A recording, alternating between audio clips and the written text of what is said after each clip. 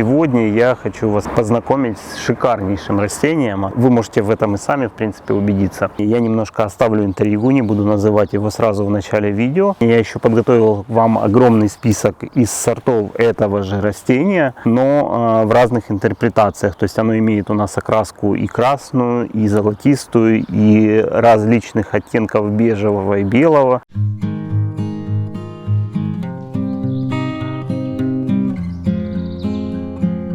Как я узнал у хозяйки этого растения, ему в данный момент, то есть в этом году, ему исполняется 50 лет. То есть это достаточно большой долгожитель. Как правило, эти растения живут в пределах 80 лет, то есть 80 плюс-минус. Поэтому перед нами достаточно такой серьезный экземпляр. И я как только увидел, я сразу решил с вами им поделиться. Будем называть его условно дерево с миллионом бабочек, потому что оно и создает такое впечатление. То есть до сих пор нет листьев, и все ветви укрыты шикарнейшими розовыми цветами, которые цветут в данный момент. У нас сейчас апрель, но в наших странах, скорее всего, это будет начало мая. А некоторые сорта достаточно поздние цветут даже летом, то есть даже с листвой. Давайте разберемся, откуда это растение появилось в наших садах. Родина этого растения, это если вы возьмете вот США и разделите западный берег, восточный берег, получается восточная часть США, четко от Флориды до Нью-Йорка, это родина этого растения. По этому ареалу мы видим,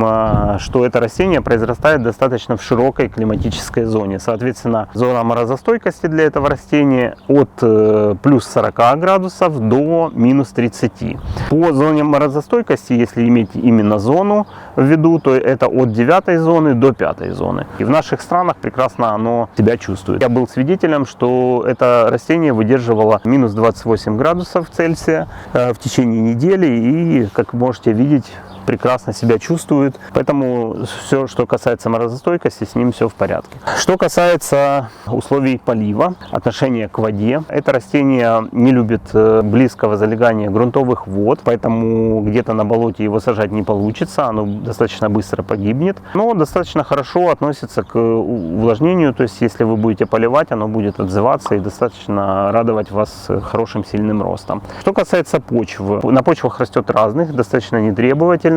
По pH почвы любит либо слабокислую, либо нейтральную, очень сильно не любит засоление. По, собственно, самому составу почвы растет, больше предпочитает песчаные грунты, немного растет на торфяных и также неплохо растет на глинистых грунтах.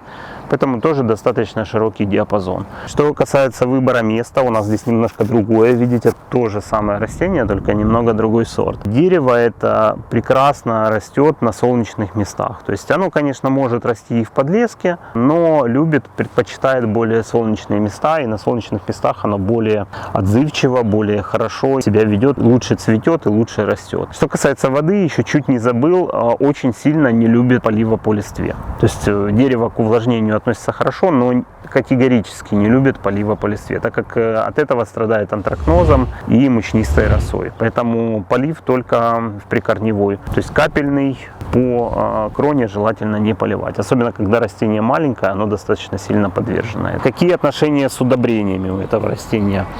Как и большинство растений, это растение тоже любит кушать. Прекрасно отзывается на минеральные подкормки и органические подкормки, собственно, на мульчирование органикой приствольного круга.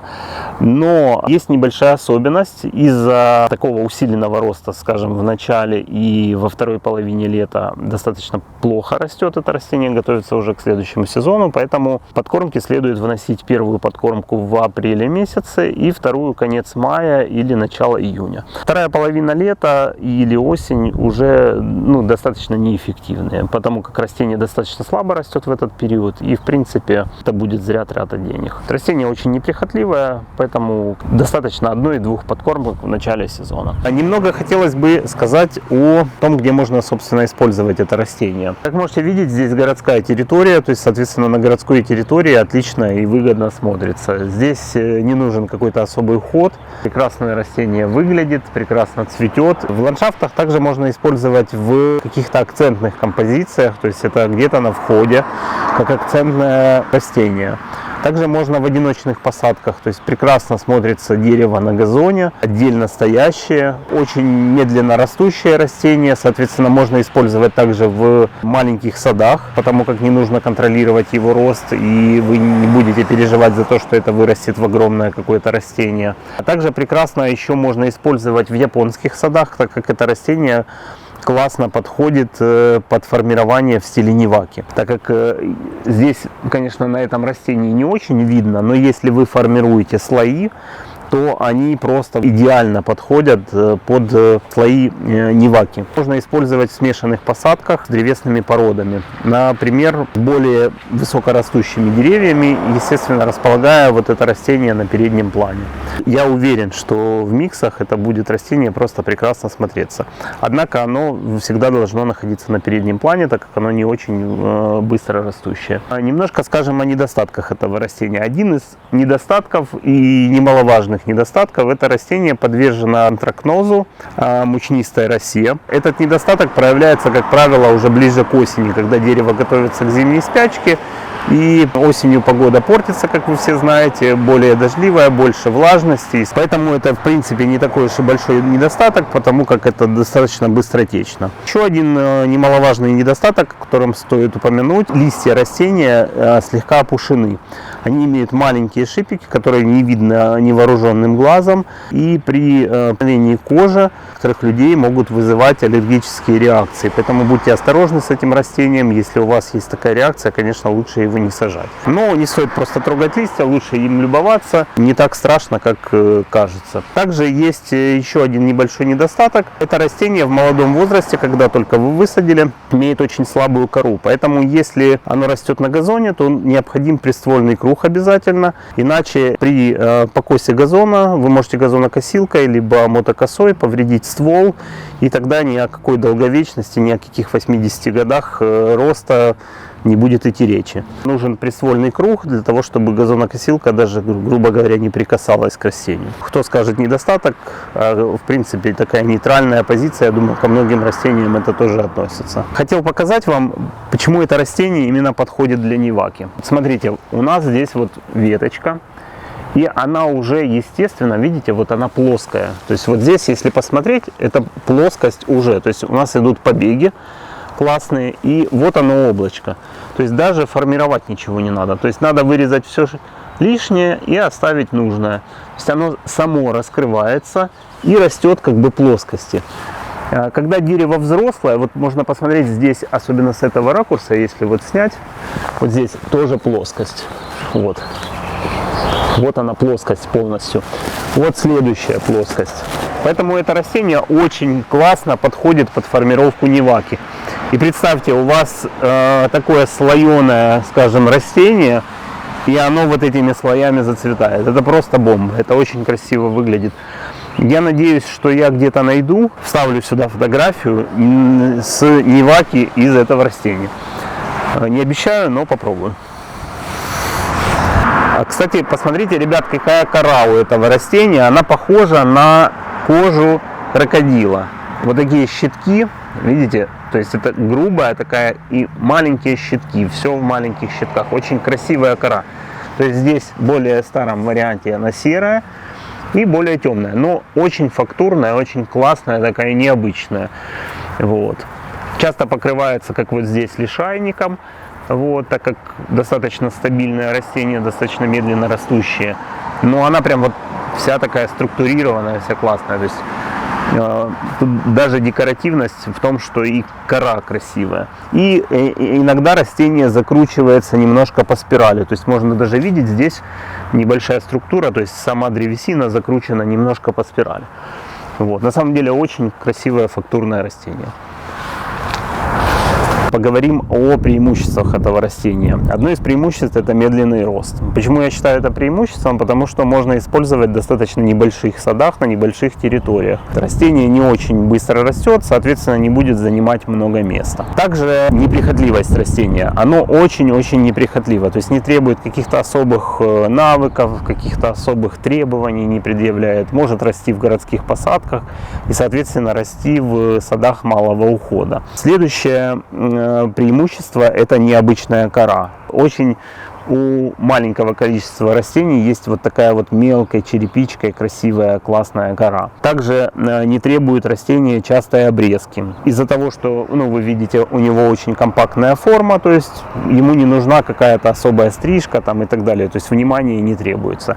И последнее преимущество — это сногсшибательное цветение. Цветение это у нас весной, как раз после большинства магнолий и до цветения сакуры. Поэтому это классное растение, чтобы заполнить вот эту вот пустоту как раз между цветениями этих двух шикарных классных растений. Плюс оно имеет достаточно большую такую широкую колористику и выбор сортов, то есть для разных садов. Можно и для белых садов, и для розовых тонов и так далее. То есть подобрать растения из именно этих сортов.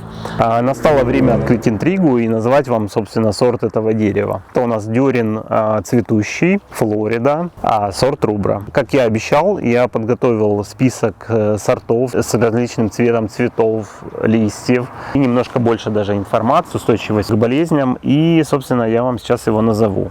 Единственное, я буду читать, потому как все невозможно запомнить, и все мы не используем в ландшафтах, поэтому, чтобы ничего не пропустить, я это все прочитаю вам. Первый сорт у нас, собственно, рубра, который достаточно распространенный, вы можете купить его практически во всех садовых центрах нашей страны. И следующий сорт у нас называется America Touch All Pink. Крупные предцветники с розовым оттенком имеются у него, крупные листья и хорошая устойчивость к болезням. Следующий сорт Апалачская весна, крупные белые предцветники, красная осенняя листва, устойчив к антракнозу. Следующий Autumn Gold, золотая осень, предцветники белого цвета, желтый осенний цвет у листьев. Следующий сорт называется Бартон, крупные белые предцветники.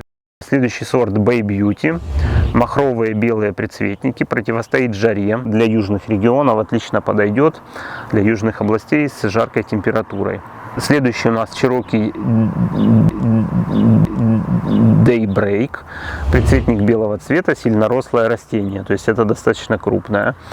И также у него имеются пестрые листья. Следующий у нас сорт Cherokee Chief, красные предцветники, красная новая поросль. Ребятки, это интересно, конечно, зачем нам поросль, ну, такое имеется. Следующий сорт Cherokee Brave, он еще краснее, чем Cherokee Chief, меньшие предцветники, но темного красного цвета. Очень стабильно устойчив к мучнистой росе, кстати, очень неплохой сорт. Cherokee Princess, сильно рослые белые предцветники, отраслевой стандарт для белых цветков, то есть это очень белые, красивые, насыщенные цветы. Cherokee Sunset, пурпурно-красные предцветники и пестрая листва имеется.